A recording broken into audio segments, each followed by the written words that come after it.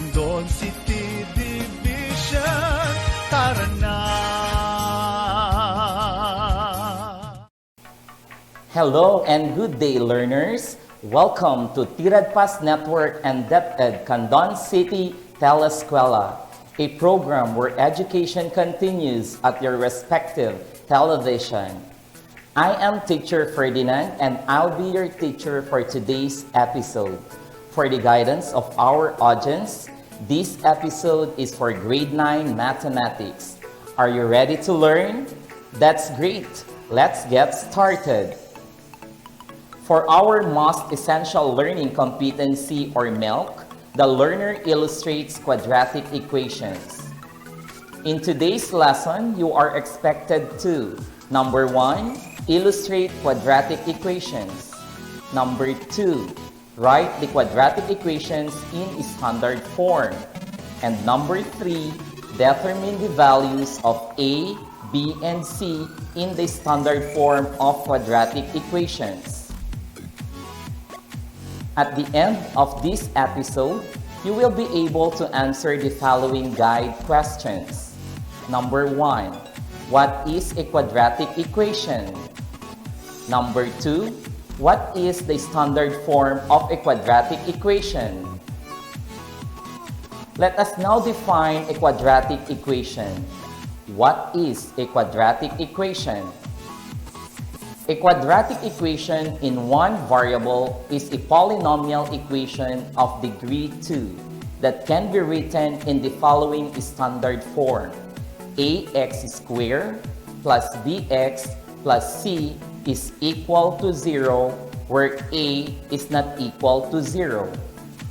In the equation ax squared plus bx plus c is equal to 0, ax squared is the quadratic term, bx is the linear term, and c is the constant term.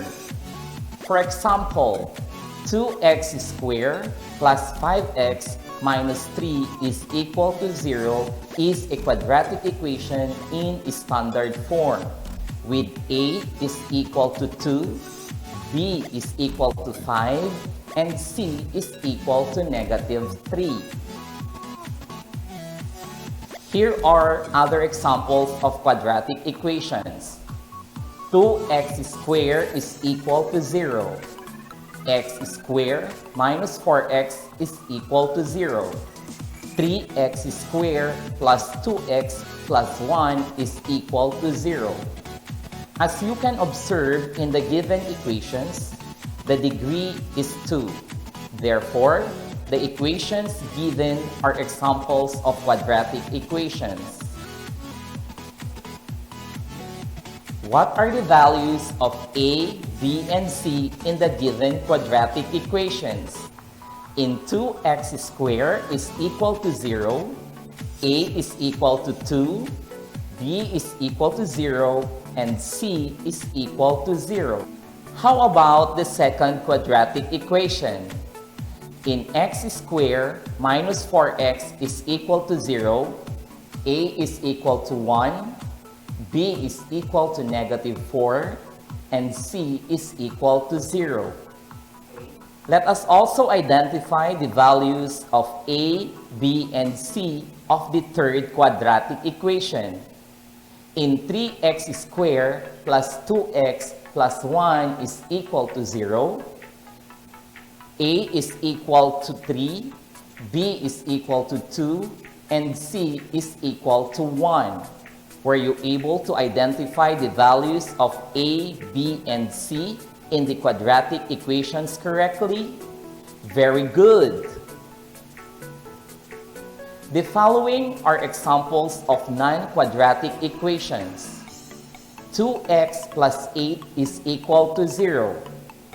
This is not of degree 2 because the highest exponent of x is 1, which makes the equation linear. Number 2, x raised to -2 plus 5x minus 1 is equal to 0. This is not a quadratic equation because this is not a polynomial of degree 2. The exponent of the variable is negative. 4 over 3a squared plus a is equal to 0. This is not a quadratic equation because this is not a polynomial of degree 2. The variable is in the denominator. The square root of x squared plus 6x minus 10 is equal to 0. This is not a quadratic equation because this is not a polynomial. The variable is under the radical sign. Number 5. 3x squared plus 5x raised to 1/2 plus 6 is equal to 0. This is not a quadratic equation because this is not a polynomial. The variable has a fractional exponent. Is 3x times the quantity x minus 2 is equal to 10 quadratic equation? Yes, it is a quadratic equation. However, it is not written in standard form. So we have to rewrite in standard form following the steps. Number 1, expand the product. 3x times the quantity x minus 2 is equal to 10. 3x times x is 3x squared. 3x times negative 2 is negative 6x is equal to 10. Step number 2. Make one side of the equation 0. Perform the indicated operation. From our equation 3x squared minus 6x is equal to 10, apply transposition. Transpose 10 to the left side of the equation. Take note, when you transpose a number to the other side of the equation, do not forget to change its sign. So 10 will become negative 10. Thus, we have 3x squared minus 6x minus 10 is equal to 0. Number 3, write in standard form. You will get the equation 3x squared minus 6x minus 10 is equal to 0, where a is equal to 3, b is equal to negative 6, and c is equal to negative 10. How about the quantity x minus 3 times the quantity x plus 7 is equal to negative 8? Is it a quadratic equation? Yes, it is a quadratic equation. Let us rewrite it into its standard form following the steps. Apply the FOIL method. Step 1. Multiply the first terms. X times x is equal to x squared. Multiply the other terms. X times 7 is positive 7x. Multiply the inner terms.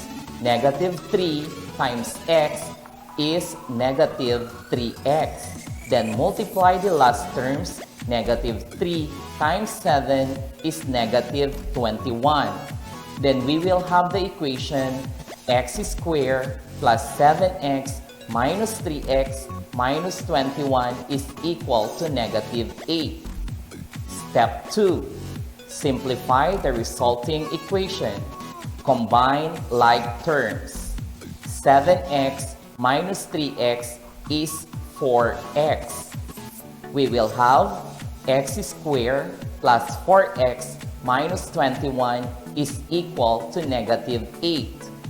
Transpose negative 8 to the left side of the equation, resulting to x squared plus 4x minus 21 plus 8 is equal to 0.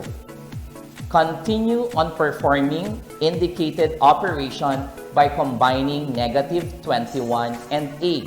Then we will have the equation x squared plus 4x minus 13 is equal to 0. Step number 3.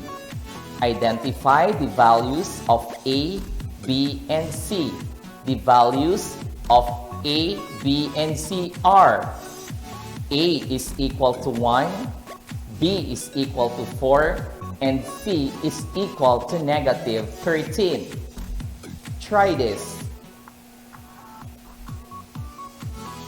The quantity x plus 3 raised to 2 is equal to 5. Follow the steps under square of a binomial.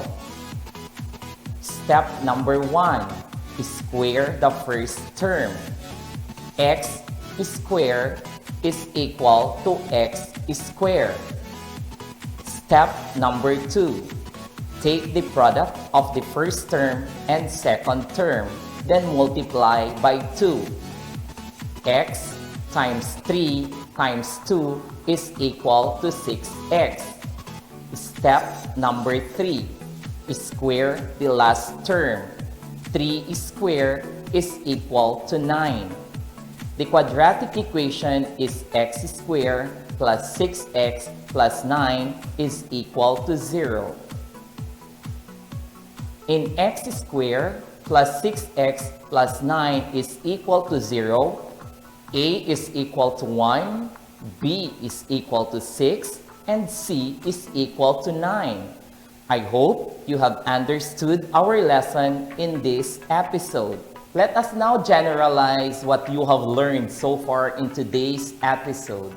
A quadratic equation in one variable is a polynomial equation of degree 2 that can be written in the following standard form: ax squared plus bx plus c is equal to 0. In the equation ax squared plus bx plus c is equal to 0, ax squared is the quadratic term, bx is the linear term, and c is the constant term, where a, b, and c are real numbers and a is not equal to 0. Let's have an exercise. Determine the values of a, b, and c of the given quadratic equations. What are the values of a, b, and c of the quadratic equation? X squared minus 4x minus 21 is equal to 0. In the given quadratic equation, a is equal to 1, b is equal to negative 4, and c is equal to negative 21. How about 2m squared plus m is equal to 6?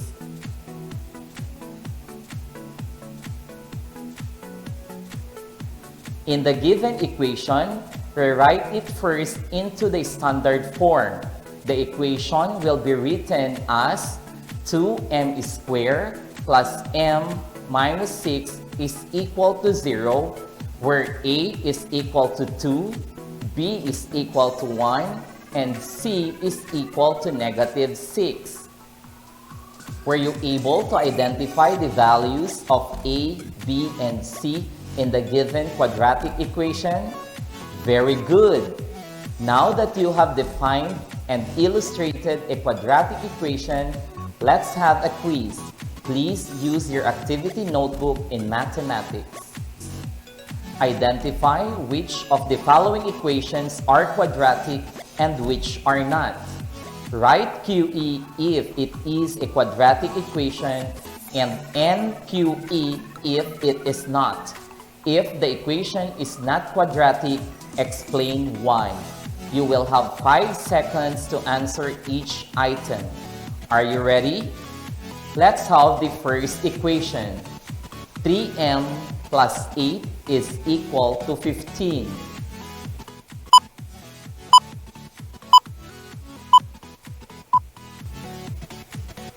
The correct answer is NQE. Equation number 1 is not a quadratic equation because it is of degree 1. It's a linear equation. Number 2. X squared minus 5x plus 10 is equal to 0?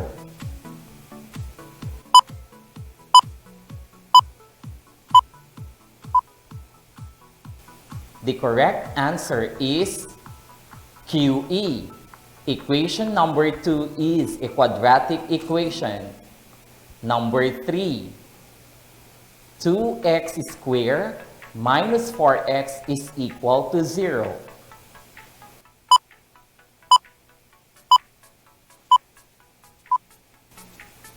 The correct answer is QE.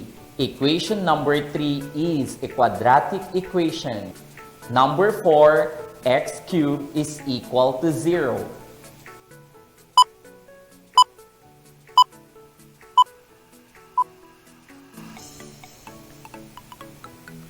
Very good. The correct answer is NQE. Equation number 4 is not a quadratic equation because it is not of degree 2. It is a cubic equation. Number 5. 12 minus 4x is equal to 0.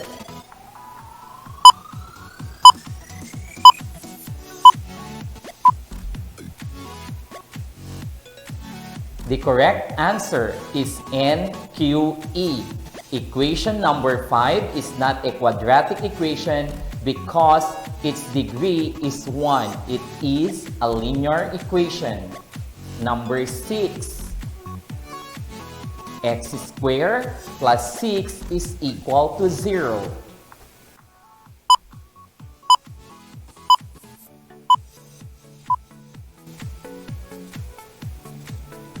Very good. The correct answer is QE. Equation number 6 is a quadratic equation. Number 7. X squared plus 3x plus 2 is equal to 0.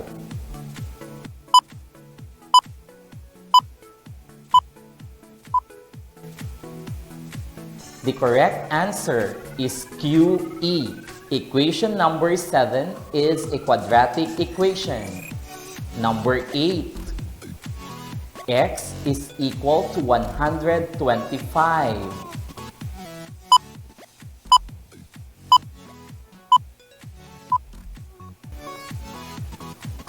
The correct answer is NQE. Equation number 8 is a linear equation. Number 9. 25 minus r squared is equal to 4r.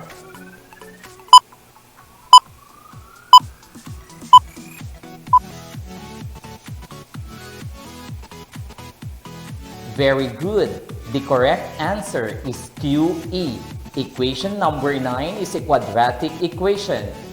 And number 10, 3x times the quantity x minus 2 is equal to negative 7.